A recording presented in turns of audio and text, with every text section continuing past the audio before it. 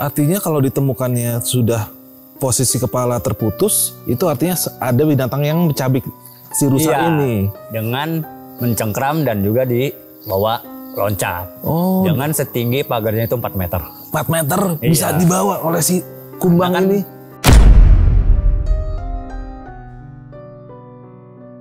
Bapak yang tugas di sini dan juga jaga malam di sini. Iya, saya standby di sini sampai pagi. Ada yang bisa saya bantu, Ibu?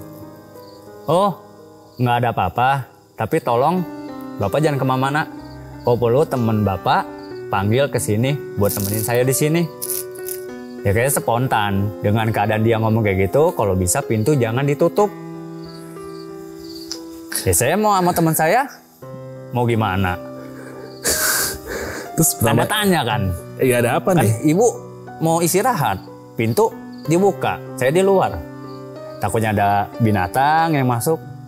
Enggak, saya pertama masuk ke sini biasa-biasa aja, tapi saya pas baru masuk ruangan ini kok kayak ada yang ngikutin saya. Makhluk yang ukurannya tinggi, warnanya hitam, tapi wajahnya nggak kelihatan. Dari tiap saya masuk ke kamar, mau tidur, dia posisi ada di pojok terus. Dia ngeliat tuh, lagi uncang-uncangan. Kayak anak yang lagi main di pohon, main ayun-ayunan lah. Gitu. Duduk di pohon, uncang-uncang kaki? Iya. Ya, males banget. Nah, emang kesukaannya dia. Oh gitu. Nah, habis itu dia turun, langsung ke kolam tersebut. Ya otomatis si tamu itu spontan. Yang asalnya dia pengen ke kolam itu, dia OTW langsung. OTW cabut? Cabut. OTW cekot? Iya, cekot.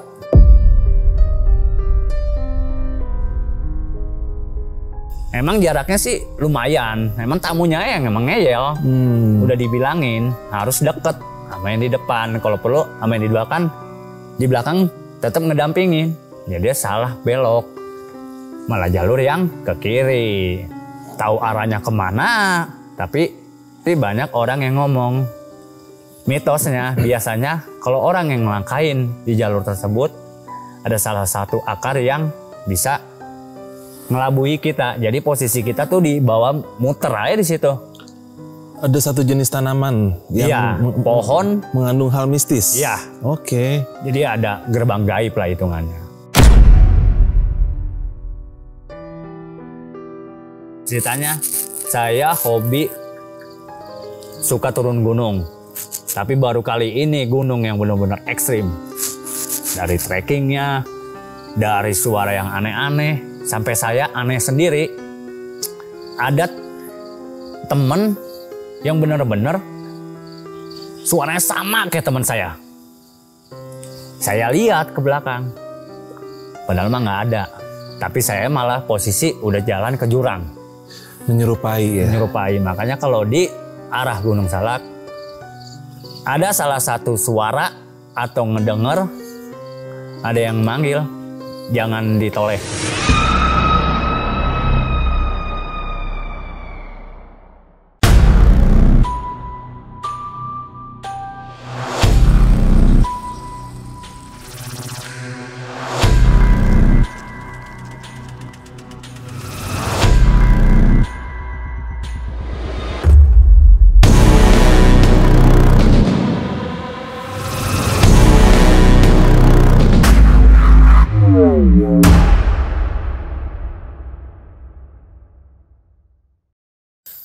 Assalamualaikum brother, ketemu lagi di channel Jelajah Malam. Seperti biasa, Jelajah Malam memang suka kelayapan. Kita hari ini lagi kelayapan di seputaran Gunung Salak, Bogor, Jawa Barat. Di sini ada sebuah kisah yang mau gue angkat. Mungkin kalian nggak pernah tahu, kalau di sini ada sebuah resort yang terbesar se-Asia. Kurang lebih 23 hektar untuk sebuah resort. Dan ini benar-benar yang terbesar.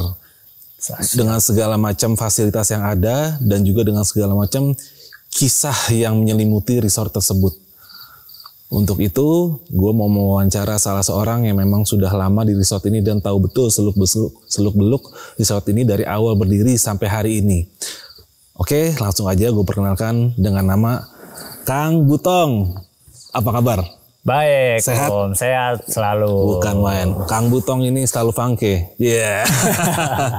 Kang Butong, ini kebetulan nih kita nih ini di belakang kita kalau boleh tahu ini Gunung Salak langsung ya. Iya, langsung kita di belakangnya ini karena posisinya kita cuaca lagi kurang ekstrim lah. Kurang ekstrim, biasanya ya? lebih enaknya lagi kan pada saat tebalnya kabut. Nah itu yang lebih ekstrim. Lebih syahdu ya. Lebih syahdu. Oke. Apalagi untuk di malam romantis. Bukan main, Kang Butong. Gitu.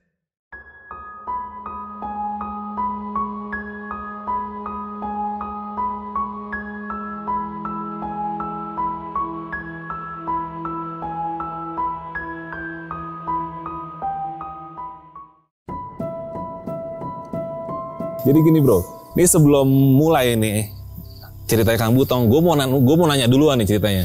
Kang Butong, jadi dulu tuh gue pernah ya dari Gunung Salak, gue turun dari arah Kawah Ratu. Kebetulan melewati resort ini. Ya. Nah, lu mungkin pernah tahu ya dari arah Kawah Ratu turun tuh kan ada bagian-bagian yang tergenang air. Iya. Yang itu kalau kita lumpur bisa sebetis. Iya. Betul. Dan di situ pengalaman gue itu gue sempat dihadang oleh sejenis Freddy alias Panther. Wih.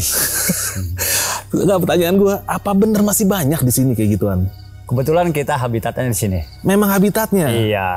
Oke. Karena di sini tempat julukannya Siliwangi, makanya tempatnya di sini. Oke. Tuh, di tempat lain belum ada. Hanya di sini saja. Memang di sini habitatnya si macan harimau kumbang ini. Iya, betul. Masih banyak berarti populasinya di sini ya? Masih banyak, Om. Oke. Tuh. Dan juga kita juga di sini pas kebetulan ceritanya itu masih banyaknya berkeliaran binatang buas yang Om maksud itu. Kita juga di sini masih peliharaan kayak rusa. Rusa? Iya. Ada berapa banyak? Ada 100 ekor. 100 ekor cuy. Atau nggak ajak gue nyatain apa? Wah, nanti lah kapan-kapan. Kita nyatanya di gunung. Oke. Gimana tuh? Terus? Itu kebetulan emang kita niatnya bukan untuk umpan ke binatang buas itu. Kita hanya untuk melihara untuk kesenangan tamu tersebut. Oh, untuk daya tarik resort. Iya, betul. Dan juga untuk berkembang biaknya binatang rusa itu. Penangkaran lah sekaligus. Iya, karena di sini banyaknya populasi dan juga kekurangan hewan tersebut itu habisnya mah binatang buas itu. Karena sengaja dibikin sama dia tuh karena pandangan dia tuh umpan. Memang makanan alaminya ya. Iya. Oke. Dan juga sebagian babi hutan. Itu juga makanannya dia. Monyet termasuk ya? Monyet sih jarang, monyet mah. Jarang juga ya? Iya, karena dia kan hidupnya dia di pohon, suka loncat-loncat. Kalau binatang buas kayak gitu kan dia nggak bisa loncat-loncatan, hanya dia loncat di pohon-pohon yang kira-kira gede, yang besar-besar gitu. Dan juga hilangnya satu demi satu tuh bisa dilangkahin dengan loncatannya yang begitu tinggi. Apa yang hilang ini rusanya? Rusanya. Oh, dari 100 ekor populasi ini Iya, mulai menghilang persatu. satu-satu. Iya, dan juga ditemuin sama karyawan yang tugasnya untuk melihara dan juga ngasih makan berupa rumput. Karena kan di sini kita ngasih makannya rumput. Oke. Tuh. Dan juga karyawan tersebut dia tiap pagi kerjanya ngasih makan dan kebetulan hilangnya satu demi satu bangkainya ternyata penasaran ditelusuri itu tiap pagar ternyata ada yang rusak pagarnya, ada yang tertinggal palanya doang, badannya udah nggak ada. Ya kan otomatis namanya di tempat terbuka kayak gini, apalagi posisi di gunung, ya nggak mau pasti binatang buas. Artinya kalau ditemukannya sudah posisi kepala terputus, itu artinya ada binatang yang mencabik si rusa ini. Dengan mencengkram dan juga dibawa loncat. Oh. Dengan setinggi pagarnya itu 4 meter. 4 meter bisa dibawa oleh si kumbang kan ini. Yang terkenal kan dia loncatannya. Panther, Iya, betul. Itu yang Panther, paling bahaya. Panther dan macan tutul lah ya. Iya, karena di sini tempatnya. Akhirnya gimana tuh nasib rusa-rusanya? Ya mau nggak mau itu habisnya dengan ya gitu aja. Satu persatu dari 100 ekor sampai habis. Sampai habisnya.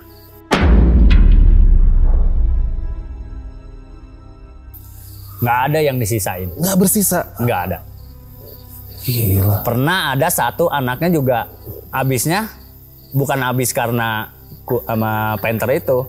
Dia habisnya karena dia kabur atau lari ke lingkungan yang benar-benar ditinggalin ke penduduk di bawah. Jadi diburu sama masyarakat. Oh gitu. Jadi ketemunya disangkanya mencek. Mencek itu kan sebutannya kalau di Sunda rusa. Gitu. Kalau bahasa Indonesianya rusa. Gitu. Oh, itulah. Jadi diburu. Diburu malah ya? Iya, malah diburu. Harusnya masyarakat ini diedukasi dulu ya, supaya mereka tuh nggak seperti itu ya. Karena kan itu emang sih kalau disebut untuk masyarakat setempat, itu makanan yang paling spesial. Yang paling enak dibanding makanan daging-daging yang lain. Ya karena pakannya alami dari alam. Alami dia, halal dan juga itu mah. Oke, berarti bisa dibilang kalau sampai 100 ekor ini satu persatu hilang, kemungkinan pelakunya nggak hanya 1-2 ekor, ya kan? Yang udah kelihatan sih binatangnya itu aja, sampai dia sepasang, udah itu doang. Sepasang bisa menghabiskan 100 ekor. Iya. Dalam waktu sampai berbulan. Oke. Iya. Wow, gue baru tahu nih. Wah, berarti pengalaman gue saat itu yang gue turun dari Gunung Salakawara-Ratu, untungnya mungkin mereka kondisinya kenyang kali ya. Iya, kebetulan itu. Jadi beruntung. Gitu. Jadi memang kalau bisa ya kita manusia itu jangan sampai ngeburu pakan alaminya si macan kumbang ini ya. Iya, karena betul. di saat mereka sudah terdesak, mereka nggak ada makanan, mau nggak mau, suka nggak suka, mereka memburu kita ya kan. Memburu manusia. Oh, Dan gitu. juga bisa turun ke lingkungan warga. Nah itu yang ditakutin. Makanya makanan habitatnya dia kayak babi hutan, rusa di gunung. Itu biarin aja. Karena dia makanannya dia, jangan diburu sama kita. Betul, betul, Gitu. betul.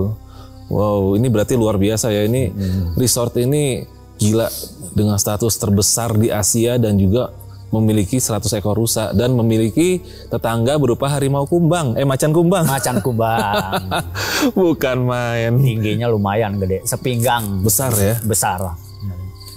Kalau gue lihat yang di Taman Safari kan agak-agak kecil. Mungkin Kecil. kalau di alam dia lebih besar ya. Karena kan dia makannya alami dia. Betul. Kalau itu kan dia hanya pakai obat-obat kimia, makanan yang udah benar-benar ada gizinya tapi diatur. Iya, gitu. iya. Jadi kurang Pertumbuhannya alami. nggak maksimal. Iya, betul. Aslinya besar Pak ya. Aslinya besar. Pernah sampai masuk ke resort ini? Kalau masuk mah belum, tapi hanya baru nyampe pintu gerbang doang. Sampai gerbang depan? Iya. Itu yang saya dengar karena pasangannya dia udah dilumpuhin. Maksudnya? Udah ditembak, dibius karena yang punyanya itu memanggil pasukan yang khusus untuk berburu karena dia penasaran binatang peliharaannya itu sampai habis sama binatang apa. Nyata direlokasi diburu. ya? Iya, hanya dibius doang. Itunya lalakinya sampai ngelilingin areal gedung. Nyari-nyari. Iya. Tapi kan harusnya solusinya bukan dia dibius, direlokasi. Harusnya kan wilayah konservasinya diperluas. Ya. Logikanya gitu. Iya, tapi kan kalau di sini lain lagi ceritanya. Iya sih. Karena peliharaan yang dia sayangi ya habis dengan begitu saja. Ya, itulah bedanya Indonesia. Nah, itu. Oke. Beda sama Kebun Raya Bogor. Iya. Siap.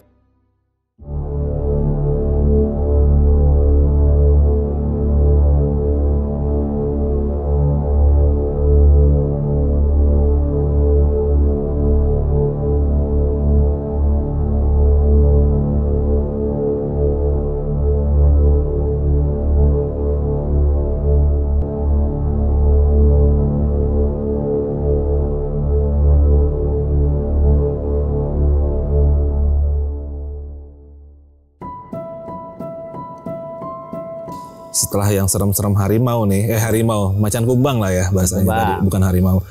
Di sini itu kalau boleh tahu dengan luas 27 hektar persegi, yang jaga kalau malam gini berapa orang? Kalau yang saya alami itu hanya 2 orang. 2 orang Seluas 27 hektar. Iya, betul. Dengan patroli tiap malam. Dengan patroli tiap malam. Iya. Dan patroli sendiri lagi? Berdua. Oh, berdua. Iya. Jadi yang satu arah ke bawah, nanti ketemunya berapa titik, tapi nanti tetap berdua. Gitu. Oh. 3 kali patroli. 3 kali patroli dalam semalam. Saya Dari pikir jam pertama, jam kedua, nanti pas mau ke subuhnya. Oke. Gitu. Enggak, tadinya gue pikir kalau lu berdua terus ganti-ganti shift sendiri-sendiri sih. Wah. Lu laki.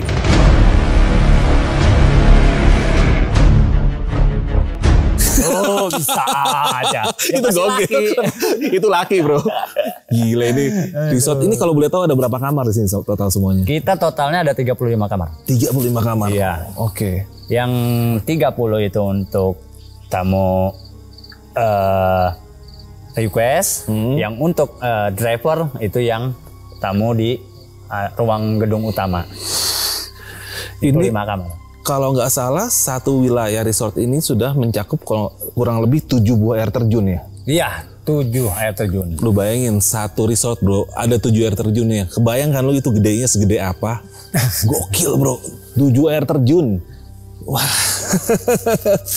Mang, sorry nih, kalau boleh tahu pengalaman apa aja nih yang pernah kejadian di sini nih biar pada denger.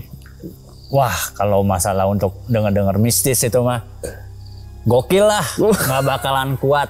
Namun yang orangnya baru pertama kali masuk ke sini. Oh gitu. Kalau yang belum ngalamin lah. Ceritanya gimana tuh? Coba. Ceritanya Dikit-dikit aja kasih tahu. Kayak makhluk astral nyerupai kayak karyawan.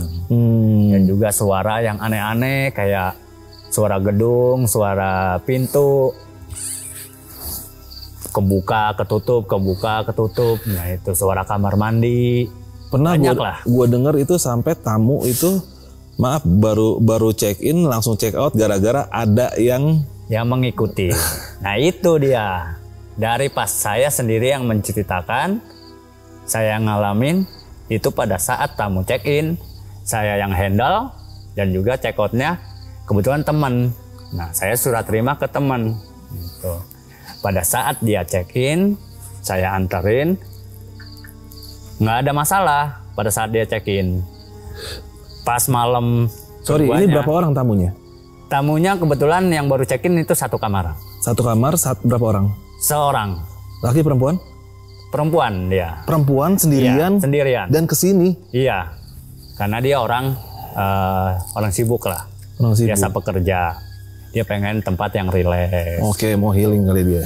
Pengen tenang pikirannya. Emang di sini juga dia tugasnya tugas kantor. Oke. Terus ceritanya gimana tuh? Ceritanya pada saat dia check-in, saya pada bawa barang punya dia, loading ke kamar langsung. Nah, nggak ada masalah. Pada saat dia balik, jam habis makan malam, dinner, langsung balik ke ruang istirahat, ke guest room. Pada saat ke guest room, saya standby di ruangan saya, di linan. Belum lama, selingan berapa jam kemudian, dari room tersebut nelpon. Tolong datang ke kamar saya. Si tamu ini nelpon? Si tamu itu yang nelpon. Ya saya spontan kaget, ada apa gitu. Apalagi kan dia posisi dia sendiri. Nah itu. Nah, saya samperin, saya bilang ke tamunya sambil numpang ketuk pintunya, dia keluar, langsung ngejelasin. Bapak yang tugas di sini dan juga jaga malam di sini, iya saya standby di sini sampai pagi. Ada yang bisa saya bantu Ibu? Oh, nggak ada apa-apa, tapi tolong Bapak jangan kemana-mana. Oh perlu teman Bapak panggil ke sini buat temenin saya di sini. Ya kayaknya spontan. Dengan keadaan dia ngomong kayak gitu, kalau bisa pintu jangan ditutup. Ya saya mau sama teman saya, mau gimana? Terus Tanda tanya kan? Iya ada apa nih? Ibu mau istirahat. pintu dibuka, saya di luar. Takutnya ada binatang yang masuk. Enggak, saya pertama masuk ke sini biasa-biasa aja, tapi saya pas baru masuk ruangan ini kok kayak ada yang ngikutin saya. Makhluk yang ukurannya tinggi, warnanya hitam, tapi wajahnya nggak kelihatan. Dari tiap saya masuk ke kamar, mau tidur, dia posisi ada di pojok terus. Saya kira itu hanya halusinasi saya, kata si tamu itu. Nah saya kan nama teman saya, ngada-ngada kali tamunya. Halu dia mah. Udah dengerin aja dulu, kata teman saya. Udah. Ditanyain terus sampai dia masuk ke kamar mandi. Ceritanya sama. Makhluk tersebut itu juga ada di kamar mandi. Posisinya di pojokan kamar mandi.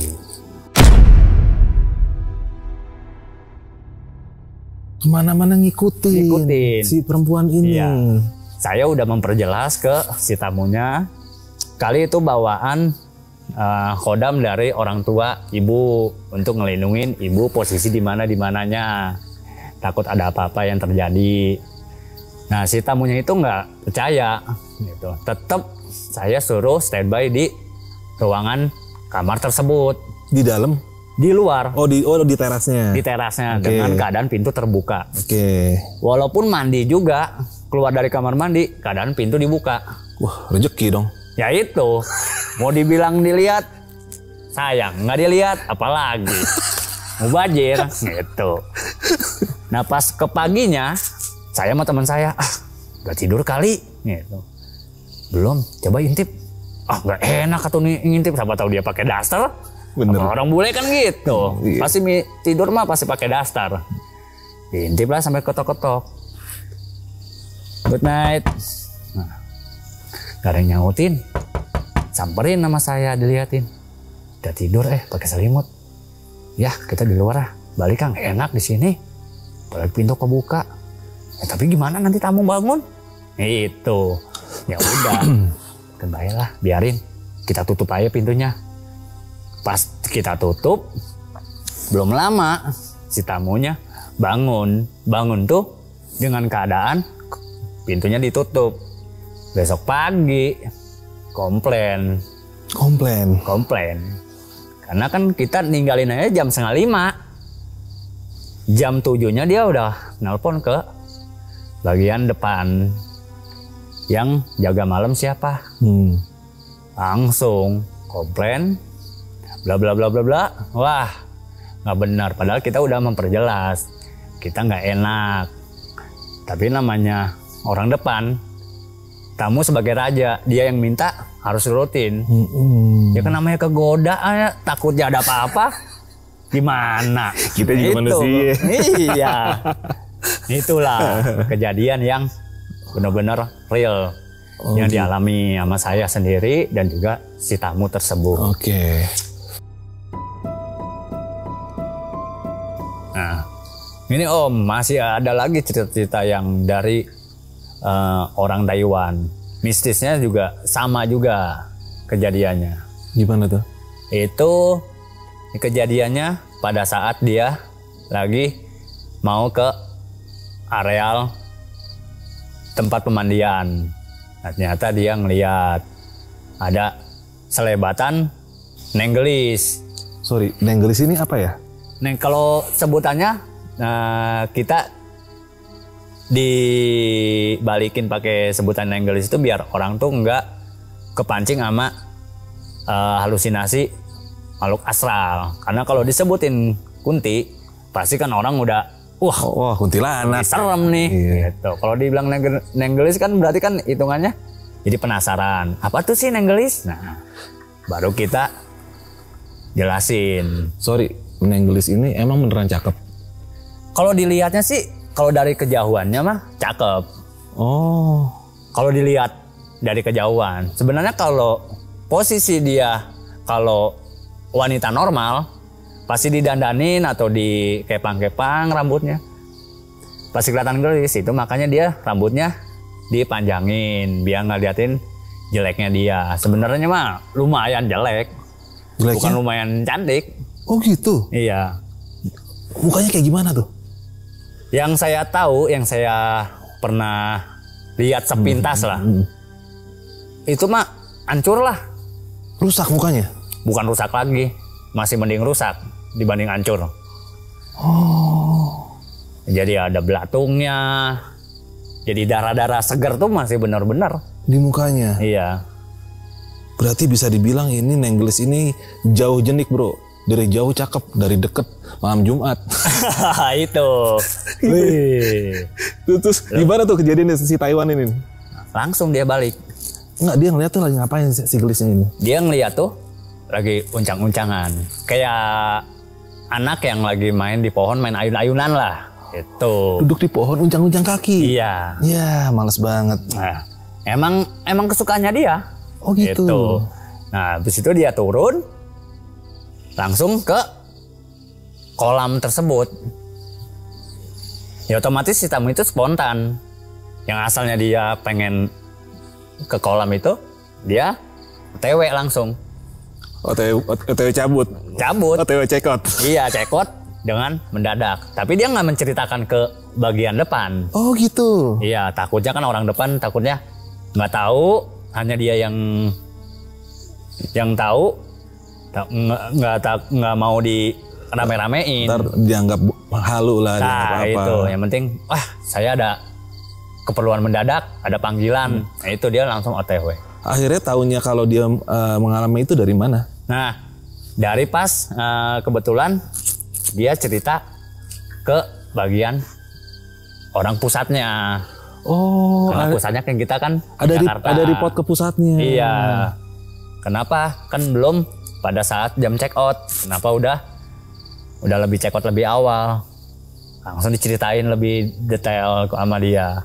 Bla bla bla bla. Oh gitu. Ya kali itu mah halusinasi ibu aja gitu. Emang bahasanya bahasa Mandarin lah gitu. Kan orang di sini kan hampir semua harus bisa bahasa. Oh, bahasa asing. Bahasa asing gitu. Emang nggak semua. Nanti bisa ngerti tapi cara ngucapin baliknya itu yang susah diikuti nama orang. Gitu. Terutama yang berhubungan langsung dengan servis, minimal harus mengerti ya. Ya itu, saya juga termasuk lah gitu. Walaupun sekarang juga sedikit lupa karena kan sekarang kebanyakan tamu-tamu lokal. Jadi jarang digunain. Oh gitu. Itu. Oh dulu kan hampir tiap bulan, hampir tiap minggu. Full terus di kita. Waktu itu ya? Iya. Walaupun sampai kejadian tamu-tamu yang lebih ekstrim lagi, banyak lagi tuh. Oh gitu. Artinya kejadian-kejadian tamu di sini bertemu dengan begituan tuh udah hal biasa lah ya? Bagi yang karyawan di sini. Iya. Tapi kan namanya tamu kan dia pendatang. Iya. Hanya saja perkenalan itu bahwa saya tuh ada di sini gitu. Intinya lu jangan tahu dah bro tempatnya ini di mana ya. Iya, betul. Takutnya jadi PR. Takutnya jadi PR, kasihan mamangnya juga. Iya betul. Kalau masalah untuk cerita mistis-mistis yang kayak gitu itu mah udah sarapan saya sehari-hari di sini. Itu dari kayak yang meja digeser-geser, habis itu makhluk astral nyerupain karyawan. Oh gitu. Dan juga keranjang rotan di hadapan teman saya sampai keangkat. Banyak gitu mah. Jadi nggak bisa diutarakan satu persatu gitu mah. Wah itu mah. Bisa 7 hari bisa itu. berkelanjutan itu mah. Kalau bahasanya Jondi 7 hari 7 malam berkuda nggak bisa habis. betul itu mah. Oh gitu. Berarti memang udah keseharian di sini tuh udah biasa lah ya. Udah biasa kalau bagi yang tinggal di sini, yang jaga di resort ini. Sorry, itu apakah mungkin ada keterkaitannya dengan resort ini yang bisa dibilang nempel dengan Gunung Salak yang emang angker banget sih? Betul. Oh gitu ya? Karena kita posisi ada di tebingnya, bukan di puncaknya. Tebingnya Gunung Salak? Iya. Karena kalau di puncaknya dengan perjalanannya tuh kalau ke puncak Gunung Salak itu normalnya bagi orang yang normal 6 jam. Kalau yang pemula bisa lebih. Bisa 12. Tergantung kapasitas tenaga si tamunya. Kalau saya sih 5 jam mah, sombong. 5 jam. Saya aja yang normalnya paling 4 jam juga nyampe. Masih kalah gue sama dia. Oke, lanjut. Oke. Terus gimana gitu? Dan juga emang mistisnya karena di sini tempatnya lebih angker, emang masuk ke lokasi benar-benar mistisnya. Kalau si pendaki itu nggak boleh ganjil. Pendakian di sini nggak boleh ganjil. Iya. Pernah ada kejadian nggak Mang di sini dengan yang menyangkut tamu sini sendiri? Kalau tamu di kita pernah ada, dan itu juga tamu asing. Tamu asing lagi? Iya, tamu asing. Kebanyakan yang pertama kita jayanya itu dari 2015, dan juga tamu asing itu tiap programnya dia pengen ke kawah. Nah, request pengen ke kawah, kita yang kasih schedule jam terbangnya. Pada saat kita arahin untuk start ke kawah tuh harus jam 6 pagi. Oke. Dan kita kejar waktu untuk arah pulangnya biar lebih awal, karena kita nggak tahu posisi di atas. Iya.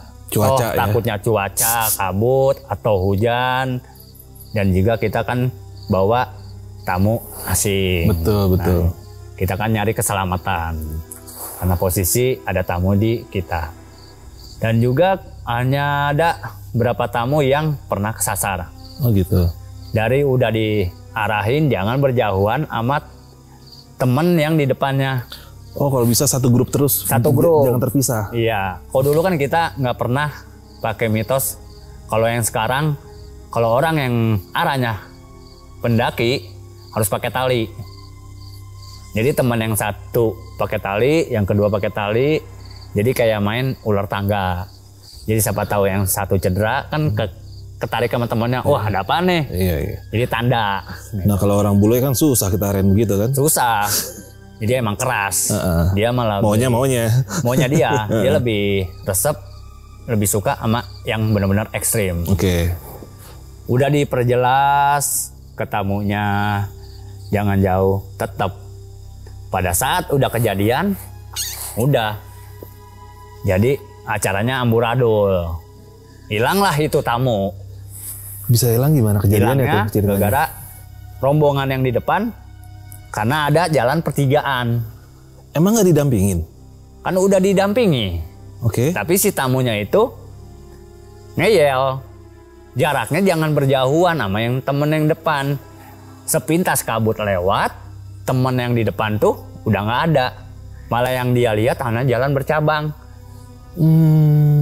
Kiri apa kanan. Sedangkan temennya dia sama yang guide yang di belakangnya dia, posisi juga masih di belakang.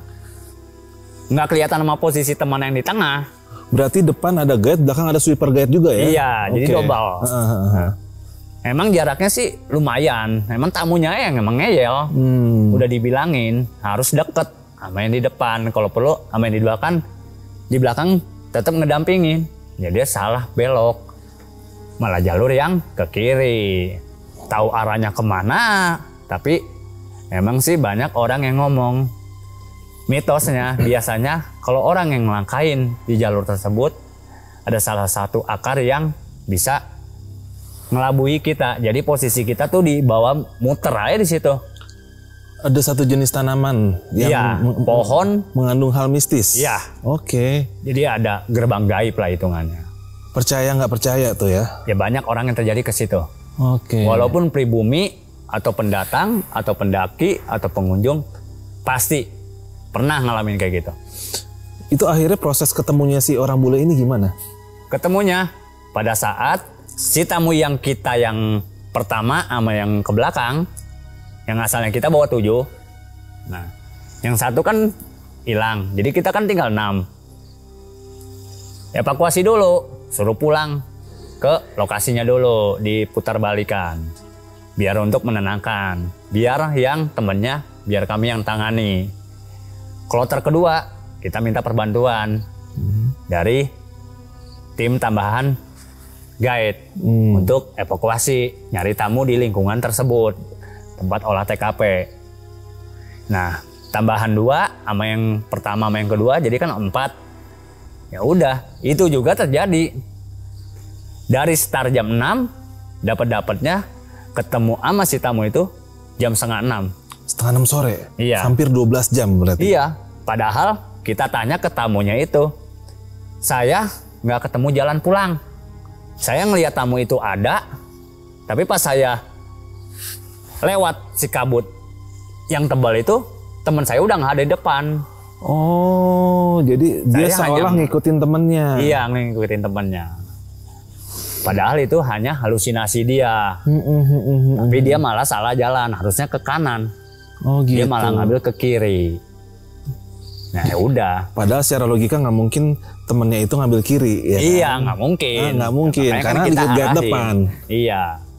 Dan juga kan kita udah, namanya tamu, kita marahin raja.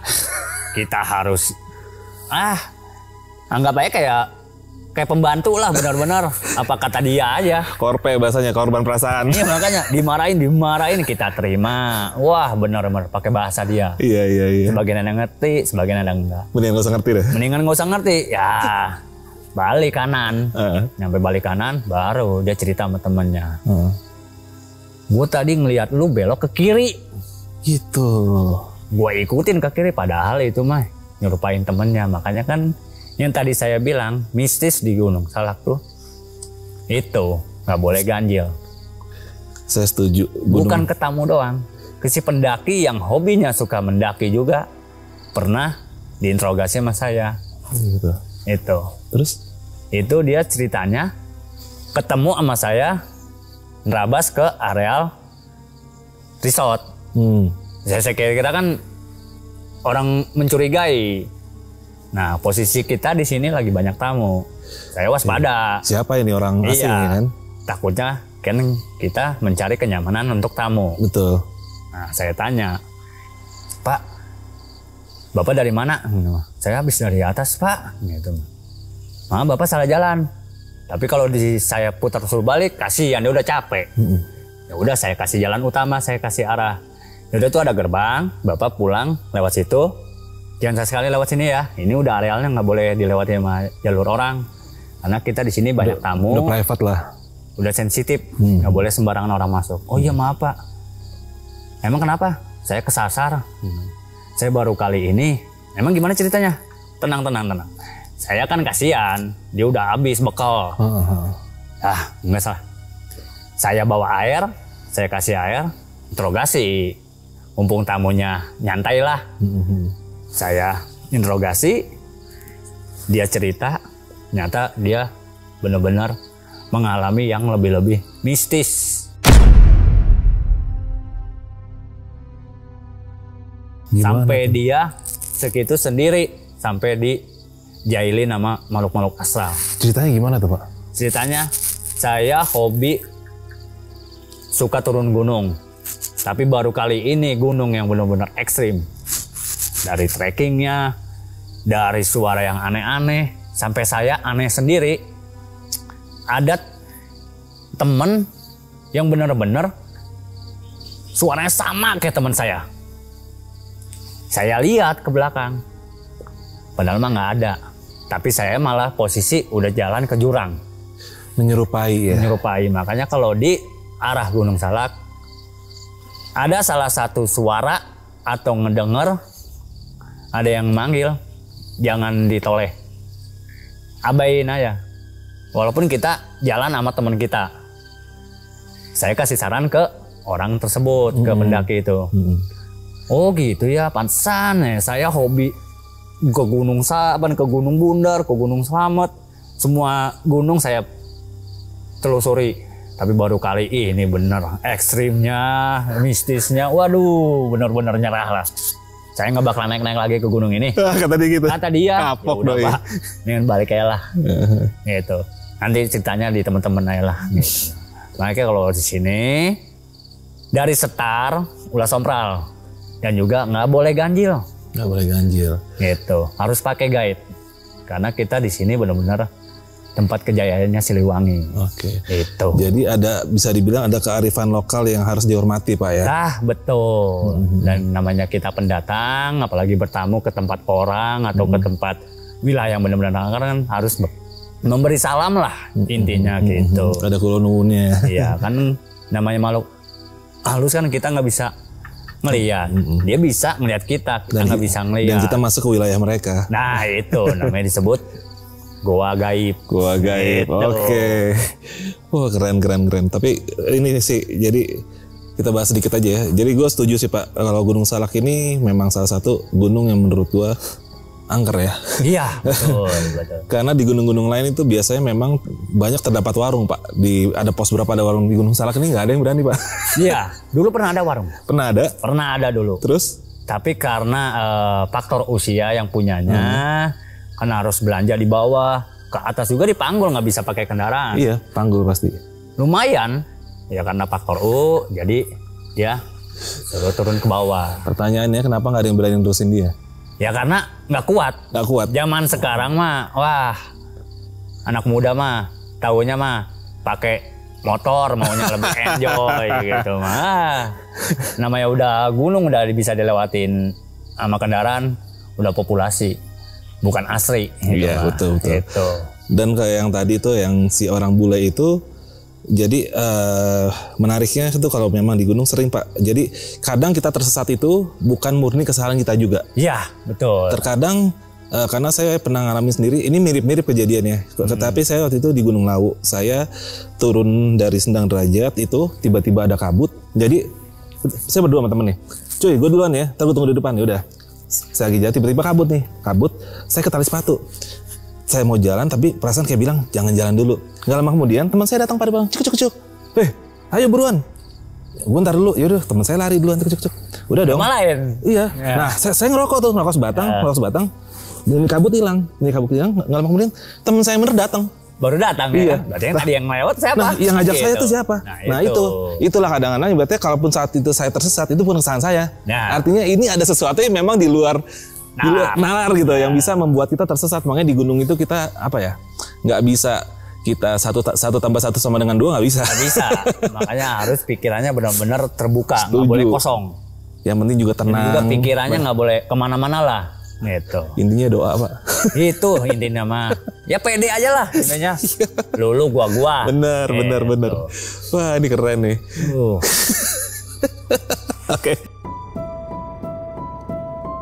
Oke, masih menyangkut Gunung Salak Pak. Jadi kebetulan kan di subscriber saya ini banyak sekali dari teman-teman pendaki juga Pak ya. Oke. Bisa nggak sih Bapak tolong arahin? Ya arahin lah bahasanya untuk bahayanya Gunung Salak ini karena Bapak kan ibaratnya kuncen lah di sini bisa dibilang. Apa aja sih Pak yang harus dihindarin dan tentang Gunung Salak ini bahayanya tuh apa aja gitu buat para pendaki? Nah. Untuk pemirsa yang hobinya untuk mendaki atau hiking, walaupun hanya ke kawah atau hanya selewat, kalau saya pribadi saya saranin untuk pakai guide dan juga pakai tiket masuk yang kalau emang tujuannya untuk ngecamp di kawah. Yang resmi lah ya. Yang resmi, karena kita menghindari dari yang tidak diinginkan, misalnya kecelakaan kecil atau kecelakaan besar. Nah kalau kita beli tiket nggak seberapa lah tiket, yang penting kita intinya keselamatan. Orang tua kita nungguin di rumah, walaupun anaknya ikut hobi di posisi pendakian Gunung Salak itu lebih ekstrim. Dan juga kalau emang nggak tahu treknya, sewalah guide yang ada di tempat lokasi pembelian tiket. Itu siap untuk mengantar pengunjung nyampe ke tempat tujuan. Dan juga satu, dilarang untuk ngebuka tenda atau semacam pun di areal Kawaratu. Karena gasnya itu yang kita khawatirkan menguap dan menyerupai kayak kabut. Itulah. Oke. Jaga kesehatan, jaga alam Indonesia kita, dan kita harus melestarikannya. Oke, gitu. Luar biasa nih. Selain metal ternyata bijaksana doi. Oke. Pak Kang Butong nih, makasih banyak nih ya. Saya sudah diundang untuk mampir ke sini, bahkan dikasih buat nginep dan nyobain mistisnya tempat ini. Oke, sama-sama gitu. Di hari-hari yang lebih enaknya tuh kalau malam Jumat gitu. Malam Jumat ya? Iya lebih ekstrim atau di hari-hari weekday. Jangan di hari-hari weekend lah. Weekend kan banyak orang. Jadi kita nyari kesunyian yang benar-benar ekstrim.